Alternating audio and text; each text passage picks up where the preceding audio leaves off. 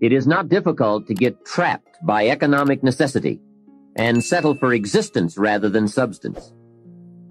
We all have a choice. We can either make a living or design a life. We are all affected by 5 factors. The first is environment. The second is events. The third is knowledge. The fourth is results. And the fifth, and often overlooked factor that affects our lives is our view of the future. Our dreams. Of all these 5 influences, make sure your dreams are the greatest influence on your daily decisions and activities. Put another way, make sure that the greatest pull on you is the pull of the future. For your dreams to greatly influence you, for the future to pull you, your future must be well planned. There are 2 ways to face the future. One is with apprehension, the other with anticipation. Guess how many people face the future with apprehension? Why? They don't have it well designed. And without really thinking about it, they have probably bought someone else's view of how to live.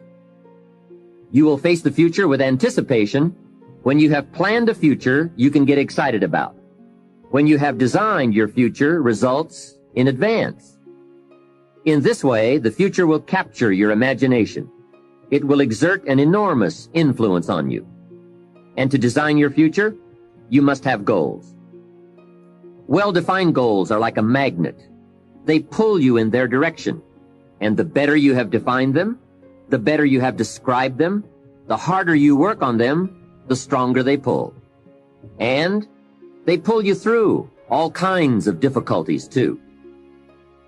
Without goals, it is easy to let life deteriorate to the point where you're just making a living.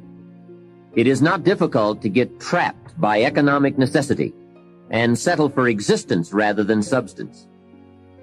We all have a choice. We can either make a living or design a life.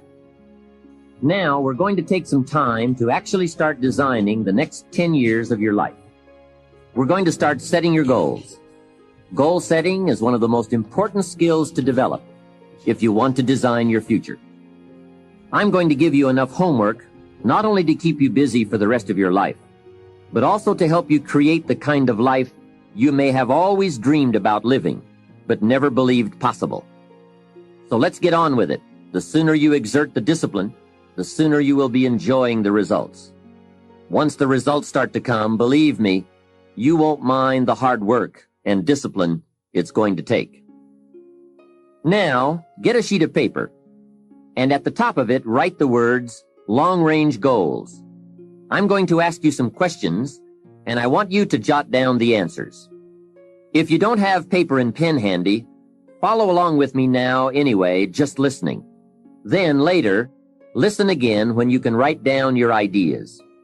After I've asked the questions, which is the first part of this exercise, you can stop the tape and work on your answers. All right, let's start this exercise.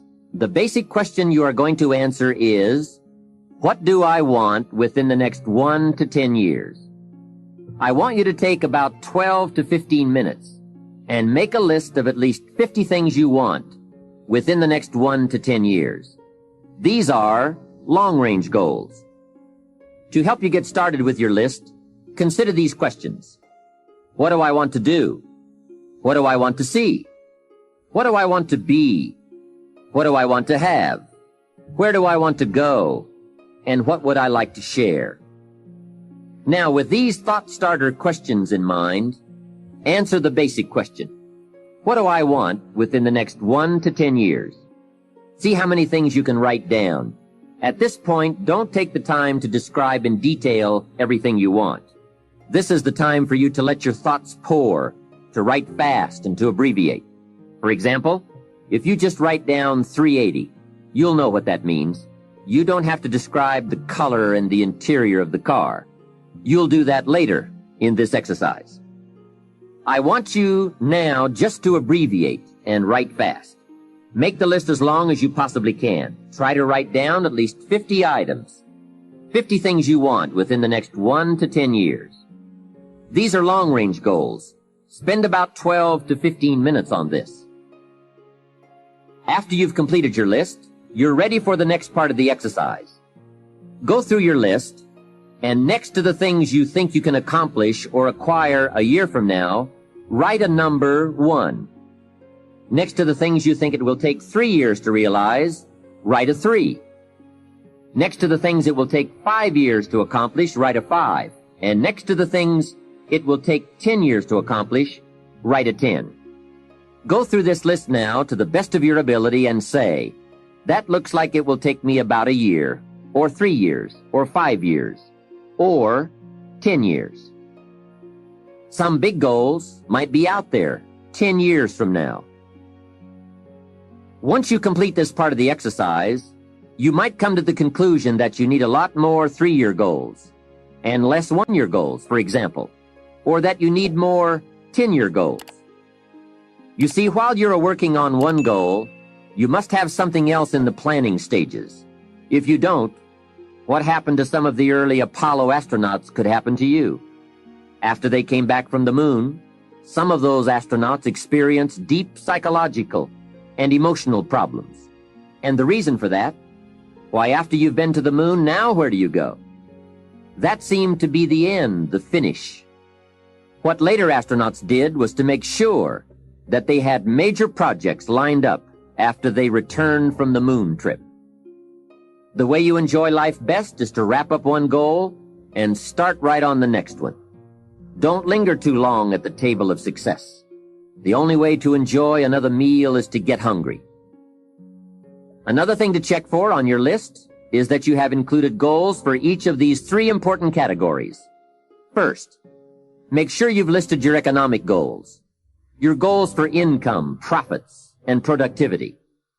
Second, make certain your list includes material items you want, tangibles, such as a home, a car, a boat, furniture, or jewelry. Don't attach the wrong importance to things, but they are important. Third, you'll want to include on your list goals for personal development. Write down all your personal development goals. Your goals to be more physically fit, to lose weight, to be more decisive, to be a more effective leader, to be a better communicator, to learn another language. Of course, there are other types of goals to consider: family goals, social goals, lifestyle goals. This is pretty heavy homework, but remember, whether or not you do your homework shows up in the marketplace as well as in the classroom. After you have determined which of your goals are 1 year, 3 year, 5 year, and 10 year, and after you've made certain your list includes economic goals, things, and personal development goals, I want you to go back to this list again. Now pick out the 4 most important 1-year goals, the 4 most important 3-year goals, the 4 most important 5-year goals, and the 4 most important 10-year goals. Those 16 goals will give you plenty of work for now. Get out some more paper, and in a brief paragraph, describe each goal. How high, how long, how much, what size, what model, what color, for example. Also describe why it is important to you. This is a process where you either talk yourself into it or talk yourself out of it, which is good. When you're unclear as to why something is important, usually you put only half-hearted effort into it. What you want is a powerful motivator, but the reason why you want it is an even more powerful motivator. It has greater pull. You may find that some of your goals you thought at first glance were important are not important after all. Do some reflecting, refining, and revising. The point is, right now, try to have approximately 4 1-year, 3-year, 5-year, and 10-year goals that you truly believe in, that inspire you, that you've sold yourself on. When these goals and the reasons you want to obtain them are each clearly described in a brief paragraph, transfer this information to a journal or some type of notebook that you can carry with you easily and refer to often. It's essential to set aside some time every week to review all of your goals, to rearrange them, redo them, restructure them, to add goals, or to tear up the whole list and start over. Goal setting is not something you do just once. It's a continual process. Also, you must constantly check your progress toward your goals. You don't want to fall too far behind on, or worse, lose sight of, your important goals. Now, just as important as your long-range goals are your short-range goals. Your goals for tomorrow, next week, next month, 6 months from now. These are goals you can accomplish within the next year, the immediate future. We call these goals confidence builders. When you work hard, burn the midnight oil, and accomplish these little things, it builds your confidence to go for your long-range goals. Write down in your notebook or journal all the little things you would like to have or accomplish in the next year. How you set up this list is up to you. You might want to break it down by week or by month. Set it up in whatever way works well for you. Part of the fun of having a list is being able to check off something as obtained or completed.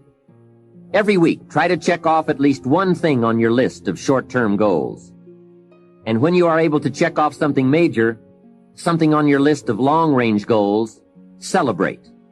Make winning joyful. Congratulate yourself. It is very important to celebrate progress. We grow from two experiences. One is the joy of winning, and the other is the pain of losing. Here's what that also means. Make losing painful. Put it on yourself. If you set something up, fooled around, didn't pull it off, put it on yourself. And get around people who will help in this area. Hey, don't join an easy crowd. Go where the expectations are high, where the pressure to perform is high. It's how we grow. Here's a most important question to spend some time answering. What kind of person will I have to become to get all I want? Write down a few thoughts on that. Write down some skills you'll have to develop, for example, and some of the things you're going to have to learn. Just spend a little time writing a few sentences on this. What kind of person will I have to become to get all I want? The answer to this will give you some personal development goals. Remember that income does not far exceed personal development. All of us have to do this kind of self-examination. I have to look at my own life and say, well, here's what I want, but am I willing to become what it takes to get what I want? If I'm too lazy, if I don't want to learn, read, study, and grow to become that kind of person, then I cannot attract what I want. Now, either I have to change my wants, or I have to change myself.